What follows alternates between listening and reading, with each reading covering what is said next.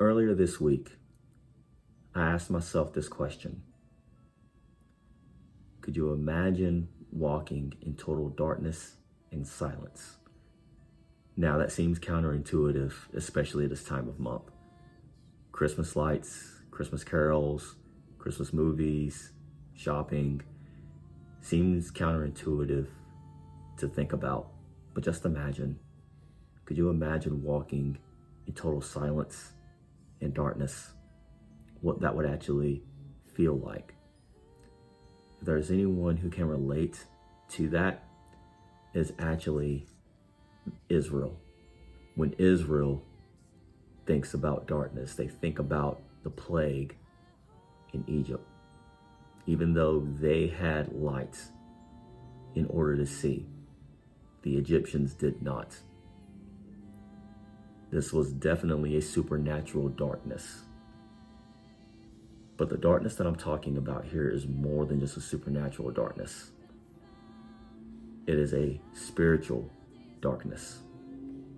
After Israel gets out of Egypt, the spiritual darkness begins to grow. And it comes to a point where we see in the book of Judges that there was no king in Israel, and every man did that which was right in his own eyes. And as the spiritual darkness grew worse and worse, Israel would experience silence. Silence as in not hearing from God. And it's not that God wasn't speaking. You had a people who did not want to hear, even though God was using several prophets to try and speak to his people. We think of Isaiah, you think of Jeremiah, Ezekiel, all of the minor prophets. Until finally we get to the last prophet, Malachi. The last message of hope. And then after that, silence. Silence for 400 years. 400 years of silence. 400 years of history. 400 years of darkness, spiritual darkness, and 400 years of waiting. Can you imagine what that would feel like? Can you imagine what that would be like?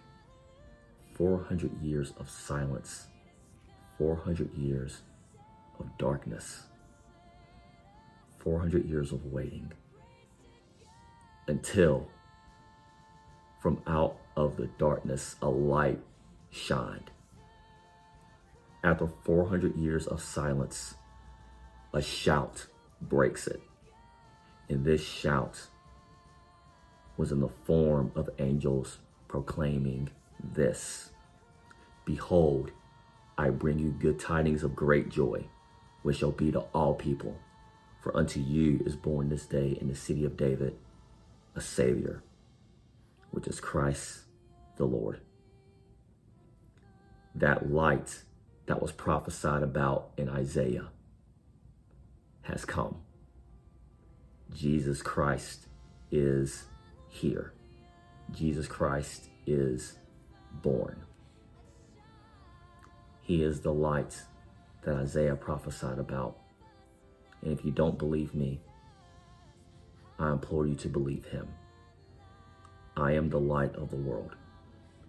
He that follows me shall not walk in darkness, but shall have the light of light. So as you are celebrating Christmas this year, I want you to remember that the light has come, and that it has come in the person of Jesus Christ. I hope you all have a Merry Christmas and a Happy New Year. And I will see you again in January.